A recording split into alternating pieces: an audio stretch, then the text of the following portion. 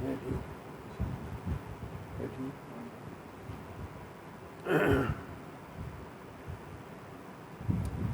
لله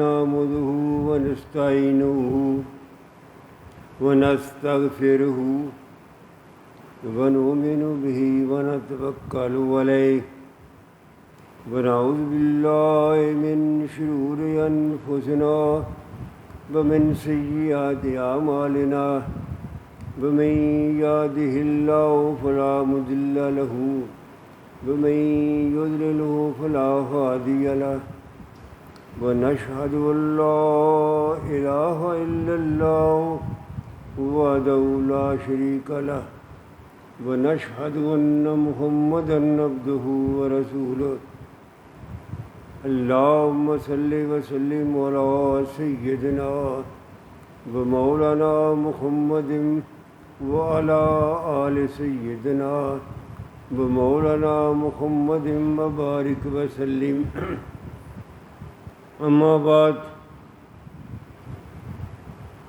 فأعوذ بالله من الشيطان الرجيم بسم الله الرحمن الرحيم يا أيها المدثر قم فأنذر فربك فكبر فثيابك فطهر والرجز فاهجر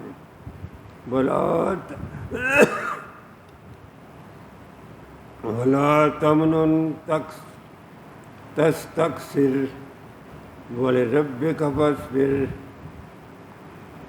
صدق اللہ العظیم۔ سامنے محترم، یہ 29واں پارہ ہے سورہ المدثر کی پہلی 7 آیات۔ بات اس طرح ہے کہ اللہ تعالیٰ نے اپنے محبوب پیغمبر پر جو پہلی 5 آیات نازل کی تھیں سورہ الگ کی، وہ صرف 5 آیات تھیں۔ اس میں صرف چند حقائق بیان کیے گئے تھے، مثلاً اقرأ بسم ربک الذی خلق، اس رب کے نام کے ساتھ پڑھو جس نے ساری مخلوق پیدا کی ہے۔ خلق الانسان من علق، انسان کو خون کے لوتھڑے سے پیدا کیا۔ اقرأ وربک الاکرم، اپنے رب کے نام کے ساتھ پڑھو جو اکرم ہے، برگزیدہ ہے، شان والا ہے۔ الذی علم بالقلم، اس رب کے نام کے ساتھ پڑھو جس نے انسان کو قلم کے ساتھ علم کو محفوظ کرنے کا طریقہ سکھایا۔ یہ ایک قلم کے ساتھ کس طرح سکھایا، یہ ایک بڑا لمبا موضوع ہے، میں اس پر پھر بات کروں گا۔ وَعَلَّمَ انسان ما لم یعلم، اور انسان کو وہ کچھ سکھایا جو وہ نہیں جانتا تھا۔ تو ان 5 آیات میں صرف اس بات کا ذکر ہے کہ اس کائنات کا مالک خالق اللہ تعالیٰ ہے۔ دوسرا اس بات کا ذکر ہے کہ انسان کو کس طرح پیدا کیا۔ تیسرا یہ حقیقت بیان کی گئی ہے کہ اللہ تعالیٰ نے انسان کو وہ کچھ علم دیا جو وہ نہیں جانتا تھا۔ ان آیات میں اس بات کا کوئی ذکر نہیں ہے کہ آپ نبی بنا دیے گئے ہیں، صرف یہ 3-4 حقائق تھے جو اللہ تعالیٰ نے غار حرا میں، جب کہ آپ کی عمر 40 سال تھی، آپ وہاں تشریف فرما تھے، بیٹھے ہوئے تھے، غور کر رہے تھے، تو یہ آیات نازل کی۔ اس کے بعد کئی ماہ گزر گئے، اب رب کے کلام کا سرور تو تھا، یہ بات تو ٹھیک ہے، رب کا کلام ہو اس کا سرور نہ ہو، لیکن ساتھ یہ بات تھی، آپ کو اس بات کی پریشانی تھی یہ کیا ہو رہا ہے، یہ پریشانی کیوں تھی؟ اس لیے تھی کہ آپ نے کبھی سوچا نہیں تھا کہ میں نبی بنایا جانے والا ہوں، کبھی اس کی خواہش نہیں کی تھی، کبھی اس کا اعلان نہیں کیا تھا۔ تو ظاہر ہے کہ جب اس طرح کے واقعات آتے ہیں تو آدمی پریشان تو ہوتا ہے، یہ کیا ہو رہا ہے۔ اب اسی سرور کا یہ نتیجہ تھا کہ کئی ماہ گزر گئے، وہی نہیں آئی۔ آپ سوچتے تھے کہ یہ کیا بات ہے، اللہ تعالیٰ کی حکمت یہ تھی کہ آپ کو ایک بڑے کام کے لیے تیار کر رہا تھا۔ ایک دن کا واقعہ ہے کہ آپ نبی صلی اللہ علیہ وسلم گھر سے نکلے، آپ کا ارادہ تھا اس پریشانی کے عالم میں کہ میں پہاڑ سے چھلانگ لگا دوں۔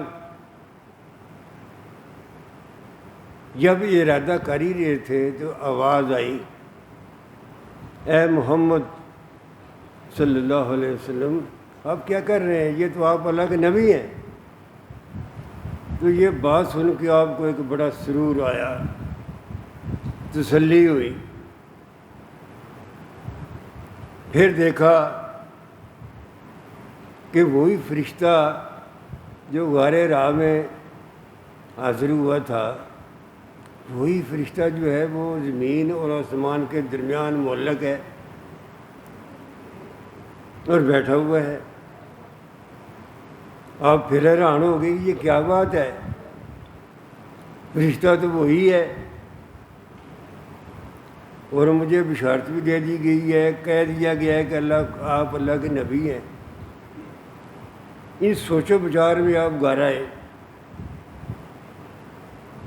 آپ نے فرمایا کہ مجھے کوئی کپڑا اوڑھ دو، چادر اوڑھ دو۔ آپ چادر اوڑھ کر لیٹے ہی تھے کہ یہ 7 آیات آپ پر نازل ہوئی۔ یہ دوسری وحی تھی، پہلی 5 آیات اور کئی ماہ کے بعد یہ دوسری 7 آیات نازل ہوئیں۔ اور کیسا انداز ہے اللہ تعالیٰ کا، اللہ تعالیٰ فرماتا ہے یا ایھا المدثر، اے چادر لپیٹ کر لیٹنے والے میرے محبوب پیغمبر۔ یہ یا ایھا النبی نہیں کہا، یا رسول اللہ نہیں کہا، اس کیفیت کو بیان کیا گیا جس میں آپ اس وقت پائے گئے تھے، چادر لپیٹ کر لیٹے ہوئے تھے۔ یا ایھا المدثر، اے چادر لپیٹ کر لیٹنے والے میرے محبوب پیغمبر، قم، کھڑے ہو جاؤ، فانذر، اور ساری مخلوق کو جس حالت میں یہ اس وقت گزر رہے ہیں، کفار مکہ گزر رہے ہیں، یہ حالت ٹھیک نہیں ہے، اس حالت سے ان کو ڈراؤ کہ تم کیا کر رہے ہو۔ یہ پہلا موقع تھا جب نبی کریم صلی اللہ علیہ وسلم کو نبوت کے فرائض، نبوت کے کام اور عظیم کام جو آپ کرنے والے تھے اس کا آغاز ہوتا ہے۔ قوم، تیار ہو جاؤ، کمرے ہمت باندھ لو، فانذر، اور آپ کے گرد و پیش جتنے یہ لوگ اس وقت شرک اور بدعت میں مبتلا ہیں، غلط کام کر رہے ہیں، یہ تو دوزخ میں جائیں گے۔ ان کو اس حالت سے ڈراؤ اور کہو کہ اگر تم یہ کام کرتے رہے، اگر اللہ کی کبریائی کو نہ مانا تو تمہارا ٹھکانہ جہنم ہوگا، اس بات سے ڈراؤ۔ قوم فانذر، اے بامود پیغمبر کمر ہمت باندھ لیجیے اور لوگوں کو اس بات سے آگاہ کر لیجیے۔ فربک فکبر، یہ پہلا سبق تھا جو نبی اکرم صلی اللہ علیہ وسلم کو جس کا حکم دیا گیا تھا۔ میں یہاں کی بات عرض کروں کہ سارے پیغمبر آدم علیہ السلام سے لے کر نبی اکرم صلی اللہ علیہ وسلم کی ذات مقدس تک سب کا پہلا سبق ایک ہی تھا، اللہ کی کبریائی۔ اس لیے کہ اللہ کا تعارف اللہ کی کبریائی سے ہوتا ہے۔ سارے انبیاء کا مشن ایک ہی تھا، کام ایک ہی تھا، اور سب سے جو پہلا کام کیا ہر پیغمبر نے اپنی قوم کے سامنے، وہ اللہ کا تعارف کرایا اور اللہ کی کبریائی بیان کی۔ لوگوں کو ہوا تم کیا کر رہے ہو؟ اپنے ہاتھ سے بت بناتے ہو، پھر اس کی پوجا کرتے ہو، ان سے پھر حاجتیں مانگتے ہو، مرادیں مانگتے ہو، بڑے بیوقوف ہو۔ وربک فکبر، یہ پہلا حکم تھا جو نبی اکرم صلی اللہ علیہ وسلم کو بطور نبی اللہ تعالیٰ نے کیا، اپنے رب کی کبریائی بیان کرو اور لوگوں کو بتاؤ اس کائنات کا مالک اور خالق وہی ہے، آپ کو پیدا کرنے کا والا بھی وہی ہے، تمہاری مرادیں پوری کرنے والا بھی وہی ہے، مشکل کشا بھی وہی ہے، حاجت رفع بھی وہی ہے۔ وہ سارے کائنات کا مالک ہے، خالق ہے۔ تو ہم دیکھتے ہیں کہ یہ جو اللہ کی کبریائی ہے، یہ ہمارے دین کا ایسا حصہ ہے کہ ہم ہر لمحے اس کو تازہ کرتے ہیں۔ مثلا دیکھیے، آپ مرغا یا بکری ذبح کر رہے ہیں، اس کا گوشت آپ کھائیں گے، لیکن آغاز کس سے ہوتا ہے؟ بسم اللہ اللہ اکبر آپ کہیں گے تو پھر وہ مرغی یا بکرا حلال ہوگا، ورنہ نہیں ہوگا۔ گوشت اس کا آپ نے کرنا ہے، خود کھانا ہے، یہ لوگوں کو کھلانا ہے، لیکن اس کو ذبح کرنے کا یہ انداز ہے، بسم اللہ اللہ اکبر۔ یا اللہ جو سب سے بڑا ہے، تو نے تیری مہربانی ہے کہ تو نے یہ جانور میرے حوالے کیا ہے، مجھے اس پر تسلط دیا ہے، میرے قبضے میں کیا ہے، تو بڑا ہے۔ پھر آپ دیکھیں ہمارا یہ کلچر ہے، میدان جنگ میں جب بھی مسلمانوں کی فوج حملہ کرتی ہے، دشمن کا مقابلہ کرتی ہے، تو نعرہ تکبیر کہتی ہے، جوش دلانے کے لیے سپاہیوں کو کہ تم اللہ کی کبریائی کا علمبردار ہو، تمہیں کون شکست دے سکتا ہے۔ پھر آپ دیکھیں کہ آپ کے جو نماز ہے، اس میں سارے ارکان کے بعد جب آپ دوسرا رکن شروع کرتے ہیں، ایک کے بعد دوسرا، تو آپ اللہ اکبر کہتے ہیں۔ تکبیر سے نماز شروع ہوتی ہے، تکبیر نہ کہیں، تکبیر تحریمہ جسے کہتے ہیں، تو نماز نہیں ہوتی۔ یہ فرض ہے تکبیر تحریمہ کا۔ پھر ہر رکن کے بعد آپ رکوع کرتے ہیں، سجدہ کرتے ہیں، تشہد میں بیٹھتے ہیں، تو اللہ اکبر کہتے ہیں۔ پھر جو زیادہ متقی اور پرہیزگار لوگ ہیں، وہ اپنے دل میں ہمیشہ اس رب کی، اس خالق کی کبریائی کا تصور جمائے رکھتے ہیں۔ اس میں ایک اور صبر یہ ہے، وربک فکبر، جس ماحول میں نبی اکرم صلی اللہ علیہ وسلم کو رب کی کبریائی کا حکم دیا گیا تھا، وہ ماحول کیا تھا؟ ماحول یہ تھا کہ قریش مکہ جو پورے عرب میں بڑے محترم سمجھے جاتے تھے، ان کا ایک بڑا نام تھا، ان کا بڑا احترام تھا پورے ملک میں، اور اس کے ساتھ ساتھ وہ بیت اللہ کے مجاور تھے۔ انہوں نے وہاں بیت اللہ میں بت رکھے ہوئے تھے، جو چڑھاوے چڑھتے تھے وہ چڑھاوے لیتے تھے، اور اس بنیاد پر، مجاور ہونے کی بنیاد پر، وہ پورے عرب میں بڑے مشہور تھے۔ یہ ایک ذریعہ آمدنی تھا، بڑی ان کی ٹور بنی ہوئی تھی۔ تو اللہ تعالیٰ فرماتا ہے میرے محبوب پیغمبر، جن کا تم مقابلہ کرنے جا رہے ہو نا، یہ بڑے سخت جان ہوں گے، یہ آپ کا بڑا سخت مقابلہ کریں گے۔ اس ماحول میں اللہ کی کبریائی کا اعلان کرنا کوئی معمولی بات نہیں ہے۔ تنہا نبی اکرم صلی اللہ علیہ وسلم اللہ کے بھروسے پر اللہ کی کبریائی بیان کرتے ہیں، اور آپ دیکھتے ہیں تاریخ گواہ ہے کہ مکہ کے 13 سالہ زندگی میں آپ انہوں کبھی آرام نہیں آیا، کبھی طائف کا سفر، کبھی شیب ابی طالب، کبھی یہ کبھی وہ، اور بعض جماعت کہیں نماز پڑھنے کا موقع نہیں ملتا تھا، اگر ملتا تھا تو چھپ چھپا کے۔ تو مکہ کے 13 سال آپ اس مکی زندگی میں اللہ کی کبریائی بیان کرتے رہے ہیں۔ جن لوگوں نے اسلام کو قبول کیا ان کے اندر یہ بات بٹھا دی کہ تم اللہ کی کبریائی کو مان لو گے تو تمہاری زندگی آسان ہو جائے گی، تم دنیا جہان کے لوگوں سے بے نیاز ہو جاؤ گے اس کی کبریائی کو مان لینے کے بعد۔ وہی تمہارے نفع نقصان کا مالک ہے، وہ زندگی موت کا مالک ہے، وہی حاجت روا ہے، مشکل کشا ہے، تمہیں دوسرے کے ساتھ پاس جانے کی کیا ضرورت ہے؟ تو اللہ کی کبریائی کا سبق کو معمولی سبق نہیں تھا۔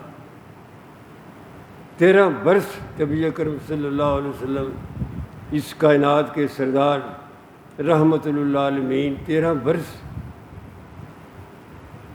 اللہ کے کیا بات علم ہی نہیں تھی کہ آپ پتھر کھا رہے ہیں، گالیاں کھا رہے ہیں، لیکن سارے صحابہ کرام کو ایک تربیت دینا تھی، ایک مشکل سے گزارنا تھا۔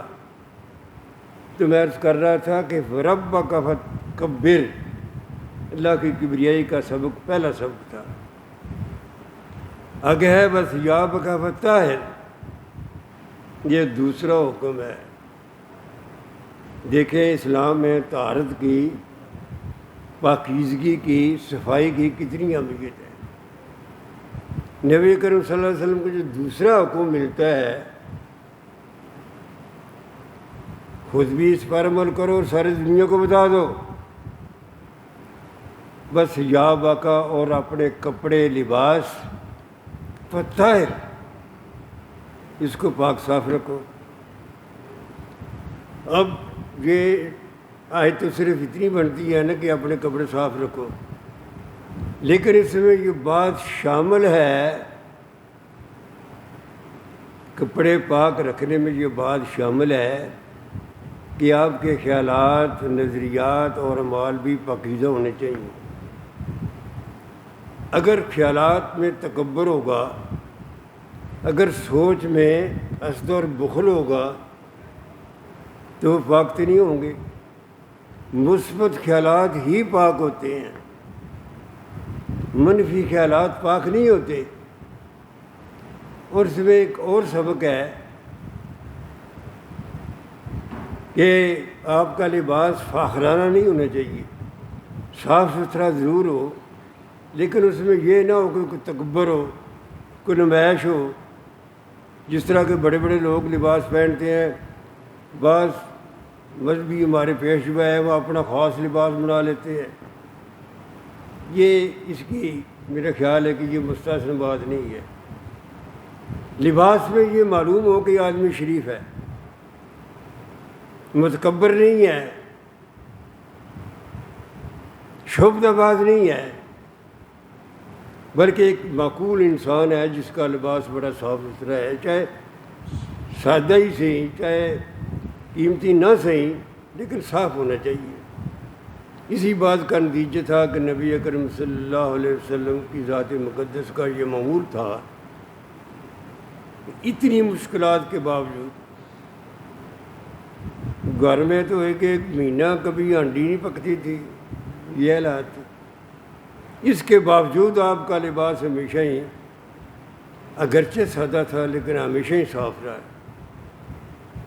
اور اس کے ساتھ آپ ہمیشہ ہی خوشبو استعمال کرتے تھے۔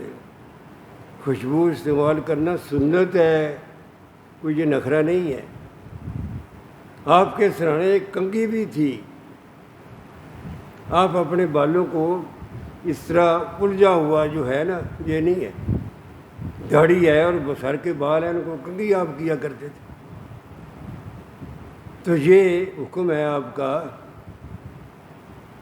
مجھے یہ بات ایک کہنے دیجیے، ہمارے ماحول میں جو بات عجیب ہے، اب ادھر اللہ تعالیٰ کا حکم ہے کہ اپنے لباس کو صاف رکھو، ہم جو ایک آدمی گندا مندہ اس طرح بیٹھا ہوا ہے موجود تھا، جس کے کپڑے گندے ہیں، جس کے بال الجھے ہوئے ہیں، جس کا چہرہ صاف نہیں ہے، اسے ہم کہتے ہیں جی اللہ کے یہ پہنچا ہوا بزرگ ہے، یہ پتہ نہیں کہاں سے بات بنا لی ہے۔ وہ اللہ کے بندو، جو آدمی معذور ہے اس کی آپ مدد ضرور کریں۔ ایک آدمی جسمانی طور پر معذور ہے، ذہنی طور پر معذور ہے، اس کی مدد کرنا۔ اگر وہ آپ دیکھتے ہیں کہ ایک آدمی بیٹھا ہوا ہے گندا مندہ، تو آپ کو حکم تو یہ ہے نا، اس کو اچھا لباس دے دیں، اس کو نہلائیں، اس کا چہرہ صاف کریں، یہ اس کی ضرورت ہے۔ آپ کہتے ہیں یہ پہنچا ہوا بزرگ ہے۔ قرآن پاک کی کوئی آیت، نبی اکرم صلی اللہ علیہ وسلم کا کوئی فرمان اور فقہا کا کوئی کلام ایسا نہیں ہے جس میں یہ اس بات کا ذکر ہو کہ جو آدمی گندا ہے، گندے کپڑے پہنے ہوئے ہے۔ بلکہ میں تو یہ کہوں گا کہ جتنا طہارت کا ذکر، جتنی طہارت کی اہمیت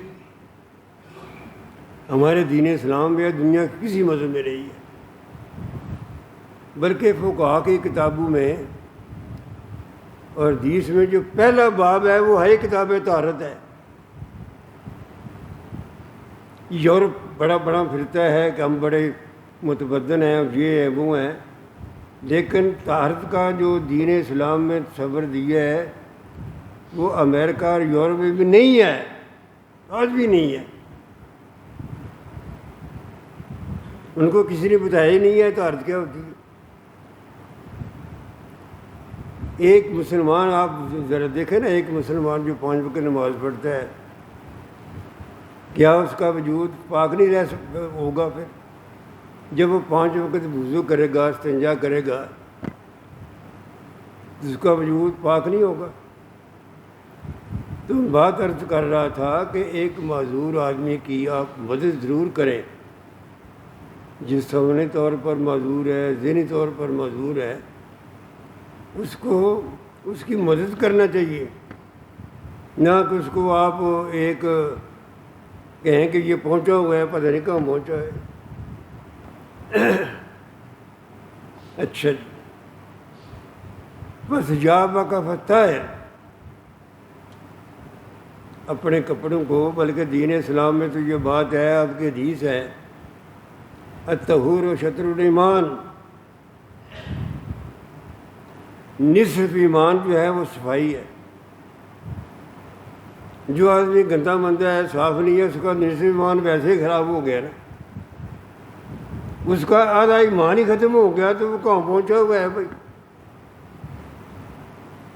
اس لیے دین اسلام میں جو فلسفہ ہے طہارت کا، وہ بہت کمال کا ہے۔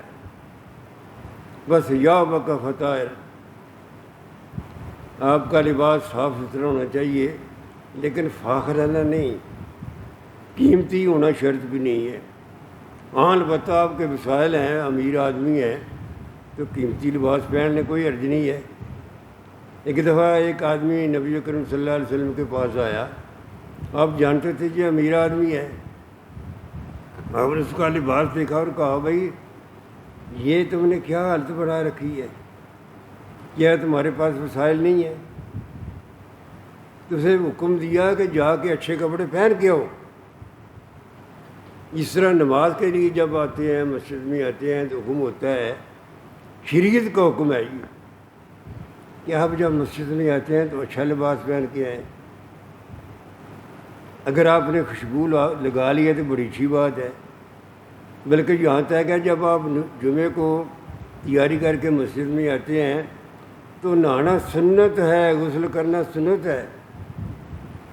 اگر آپ کو موقع نہیں پہلے ملا نہانے کا تو جمعہ کا دن جہاں اجتماع ہوگا بہت سے لوگ اکٹھے ہوں گے، وہاں اگر آپ کے جسم سے پسینے کی بو آ رہی ہوگی تو یہ غلط بات ہوگی۔ حکم ہے کہ آپ لباس پہن کے آئیں، اچھا لباس پہن کے آئیں، خوشبو لگا کے آئیں۔ اور یہاں میں ایک ضمن اور بات کر دوں، یعنی جہاں اسلام نے اتنی طہارت کا درس دیا ہے، خوشبو لگانے کا حکم دیا ہے، مستورات کو جو مسجد میں آتی ہیں جمعہ پڑھنے کے لیے، مستورات کو مسجد میں آنا منع تو نہیں ہے۔ نبی کریم صلی اللہ علیہ وسلم کے دور میں بھی مستورات جمعہ پڑھنے آتی تھیں، نماز پڑھنے آتی تھی۔ تو مستورات کو جو حکم ہے کہ تم اگرچہ خوشبو لگانا تمہارا حق ہے، لیکن جب تم نماز پڑھنے آؤ گی نا تو پھر خوشبو نہ لگاؤ، اس لیے کہ تمہارا وجود، تمہارا جسم جاذب نظر نہیں ہونا چاہیے۔ یہ ہے پردے کی بات۔ آگے دیکھیے بھائی، وَالرُّجْزَ فَاہْجُرْ، گندگی کا مسلمان کے ساتھ کیا تعلق ہے؟ پھر یہ دوبارہ بات آ گئی، گندگی جہاں بھی ہے، جسمانی گندگی ہے، خیالات کی گندگی ہے، عبادات کی یا اس طرح کی اعمال کی گندگی ہے، وہ تمہارا شیوا نہیں ہے۔ ایک مسلمان کا شیوا کیسے ہو سکتا ہے؟ اس کے لباس بھی گندا ہو، خیالات بھی گندے ہوں، اعمال بھی گندے ہوں، یہ بات تو ٹھیک نہیں ہے۔ میں پھر عرض کرتا ہوں کہ گندے خیالات کیا ہوتے ہیں؟ منفی خیالات۔ اور اچھے خیالات کیا ہوتے ہیں؟ مثبت خیالات۔ منفی خیالات کی مجھے ایک واقعہ یاد آ گیا۔ نبی کریم صلی اللہ علیہ وسلم کے زمانے میں ایک صحابی تھے، آپ نے وہ جا رہے تھے تو آپ نے فرمایا وہ دیکھو وہ بندہ جو جا رہا ہے نا یہ جنتی ہے۔ تو لوگوں نے دیکھا یہ عام سا بندہ ہے، ہمارے جیسا ہی ہے، تو جنتی کا حکم سے آپ نے بشارت دے دی ہے۔ حضرت عبداللہ بن عمر بن عاص بڑے مشہور صحابی ہیں اور حدیث لکھنے والے، وہ پہلے مطلب صحابی ہیں۔ انہوں نے سوچا میں جا کے ان کے گھر دیکھتا ہوں وہ کیا کرتے ہیں کہ وہ اللہ کے نبی صلی اللہ علیہ وسلم نے ان کو جنت کو حکم بشارت دے دی ہے۔ حضرت عبداللہ ان کے گھر گئے، مہمان بنے، اور 2 دن انہوں نے کہا یہ میں آپ کا مہمان بننا چاہتا ہوں۔ انہوں نے کہا ٹھیک ہے صاحب بسم اللہ۔ 2 دن وہ ریت دیکھتے رہے کہ یہ کیا کرتے ہیں۔ انہوں نے کہا ٹھیک ہے، دن کو مزدوری کرتے ہیں، رات کو آ کے نماز پڑھ کے سو جاتے ہیں۔ کوئی خاص بات انہیں نظر نہ آئی۔ جب حضرت عبداللہ جانے لگے تو انہوں نے کہہ دیا کہ میں نے تو اس لیے آیا تھا کہ میں دیکھوں آپ کیا کرتے ہیں، آپ کو جنت کی بشارت دی گئی ہے، تو یہاں تو کچھ بھی بات نہیں ہے۔ اس نے کہا ٹھیک ہے، میں بھائی سادہ سا آدمی ہوں، مجھے بھی پتہ نہیں ہے کہ یہ میرا کون سا عمل پسندیدہ ہے۔ لیکن جب وہ جانے لگے نا دروازے تک پہنچے تو انہوں نے پھر آواز دی عبداللہ ایک مجھے یاد آ گئی بات، میرے ذہن میں کبھی کسی مسلمان کے لیے حسد اور بخل اور غیبت کرنا اور یہ کرنا وہ کرنا کبھی نہیں آئی۔ یہ ہے منفی خیالات کا اجر۔ اپنے ذہن کو پاک صاف رکھیے، کسی مسلمان کے بارے میں سوء ظن سے کام نہ لیجیے، حسن ظن سے کام لیجیے، جب تک کہ آپ کے پاس ثبوت نہیں ہے۔ تو یہ ہے بالرجز فاجر ولا تمنن تک تستکثر۔ کیا بات ہے، اللہ تعالیٰ کتنا بے نیاز ہے۔ انہوں نے کہا، اللہ تعالیٰ نے فرمایا ہے میرے نبی، جب تم کسی پر احسان کرو نا تو اس سے یہ توقع نہ رکھو کہ یہ فلاں میرا کام کرے گا، مجھے سلام کرے گا، میرا شکریہ ادا کرے گا۔ اللہ کی رضا کی خاطر کسی کی مدد کرنی ہے تو کرو، اس سے کسی جزا کی توقع نہ رکھو۔ یہ تو عام حکم ہے، اس کا ترجمہ ہے، لیکن اس میں ایک اور بات بھی شامل ہے، وہ یہ ہے کہ اے میرے محبوب پیغمبر، اگرچہ آپ پوری انسانیت پر احسان جتانے والے، احسان کرنے والے ہیں، دنیا آپ کو محسن انسانیت کے لقب سے پکارا جائے گا، آپ رحمت للعالمین ہیں، آپ بڑا احسان کر رہے ہیں، لیکن دل میں یہ بات نہ لائیے کہ آپ کوئی بڑا احسان کر رہے ہیں، بڑا کام کر رہے ہیں۔ کیا بات ہے اس رب جلیل کی۔ وہ اپنے محبوب پیغمبر کو یہ کہہ رہے ہیں کہ تمہارا کام اگرچہ لوگوں کے لیے ان کا بھلا ہے، لیکن اسے اپنے نبوت کا ایک فرض سمجھتے ہوئے کیجیے، کسی پر احسان نہ کیجیے۔ نہ آپ کا لوگوں کو پر احسان ہے، نہ کوئی اللہ پر احسان ہے، آپ تو اپنا فرض ادا کر رہے ہیں۔ اس سے جو بات نکلتی ہے وہ یہ ہے کہ زندگی میں جب کبھی آپ کو کسی پر احسان کا موقع مل جائے، اللہ توفیق دے، تو پھر وہ کہتے ہیں نا، نیکی کر اور دریا میں ڈال، وہی بات ہے۔ احسان کیا ہے تو بھول جائیں اسے، بالکل بھول جائیں، اسے کسی قسم کی کوئی توقع نہ رکھیں۔ بلا تمنن تستکثر، کتنا یہ اللہ کا کلام کتنا بلند مرتبہ ہے، اور کتنا اس میں ایسی گہری باتیں ہیں کہ انسان صدیوں گزر جائیں، ساری عمر بھی اس کی تشریح کرتا رہے تو پھر بھی حق ادا نہیں ہوتا۔ وَلِرَبِّكَ فَاصْبِرْ، اے میرے محبوب پیغمبر، آپ کو مشکلات پیش آنے والی ہیں۔ جب آپ رب کی کبریائی بیان کریں گے تو لوگ آپ کو پتھر ماریں گے، آپ کی مخالفت کریں گے، لیکن اس میں کیا ہے؟ صبر کرنا ہے۔ باقی زندگی میں نبی اکرم صلی اللہ علیہ وسلم کی ذات مقدس کو اور صحابہ کرام کو یہ حکم ملا تھا، یہ آپ کا اللہ کا حکم تھا کہ تم تکلیفیں برداشت کرتے رہو، گالیاں کھاتے رہو لیکن کسی کو گالی نہ دو، تکلیفیں برداشت کرتے رہو اور اللہ کے راستے پر چلتے رہو۔ یہ ہے صبر۔ یہ صبر نہیں ہے کہ آپ نے غلط کام کیا ہے تو اس پر آپ، یہ وہ صبر کی تعریف نہیں ہے۔ صبر کی تعریف یہ ہے کہ آپ نے جو کام کیا ہے، کا دل و دماغ سمجھتا ہے کہ میں صحیح راستے پر جا رہا ہوں، صحیح کام کر رہا ہوں، اس میں اگر آپ کو تکلیف آتی ہے، اس میں اللہ کو حکم ہے کہ آپ صبر کریں۔ وَلِرَبِّكَ فَاصْبِرْ، اور اپنے رب کا صبر کیجیے۔ صبر کے بارے میں ایک مجھے حدیث یاد آ گئی ہے، نبی کریم صلی اللہ علیہ وسلم نے فرمایا کہ مومن کی کیا شان ہے، جب اسے کوئی اللہ کی نعمت ملتی ہے تو وہ شکر ادا کرتا ہے، اسے پھر بھی اجر ملتا ہے۔ جب اسے تکلیف ہوتی ہے تو وہ صبر کرتا ہے، پھر بھی اسے اجر ملتا ہے۔ تو صبر اور شکر میں اس کی زندگی گزرتی ہے، دونوں طرح کا اجر ہے۔